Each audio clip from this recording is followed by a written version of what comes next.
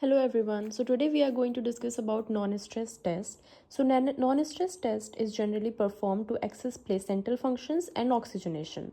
This test is done to determine the fetal well-being, and it also evaluates the fetal heart rate in response to fetal movement. So now, before starting this topic, this is one of the major important prenatal diagnostic test, and this is generally done before 32 weeks of gestation, and this time period for this test is 20 minutes. So what happens, there is an external ultrasound transducer. It is applied to the client, and the tracing is done for 20 minutes, as I told before. We often check for patients baseline blood pressure, and we do it more often whenever we are doing this test. And then client is given, most important, which position is giving, it's given sideline position to the patient, which is called lateral position, to avoid vena cava compression. Now what we are supposed to do, we always ask the client to press a button every time the client feels fetal movement. This records the fetal movement, and it can be used as a reference to point to assess for the FHR response. Now, non-stress test is divided into two findings, which is called reactive and non-reactive, and sometimes it is also called unsatisfactory.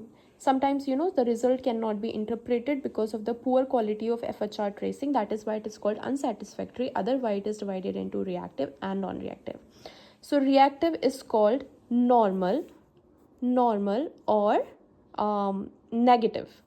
Okay, so this is called normal and reactive. What we are doing inside it, so we are supposed to get 2 to 3 accelerations in the 20 minutes time frame. If we got this 2 to 3, then no test is needed, everything is good.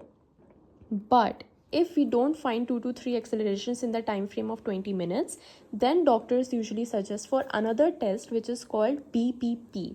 And I have seen, like, I have done so many questions in NCLEX during Archers or U World. I have seen that BPP is something which is always asked in different forms.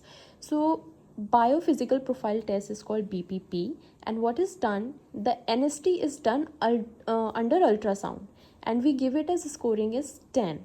Now how, like, on what criteria we give it a scoring as 10? So that for that we have to go for 5 components. So 5 components are the one which are checked during NST if it is non-reactive.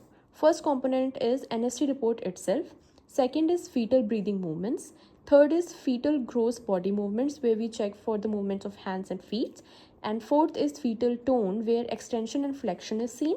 And lastly, amniotic fluid. So if it is more than 2 centimeter per pocket, it is considered as normal. Now, how we would give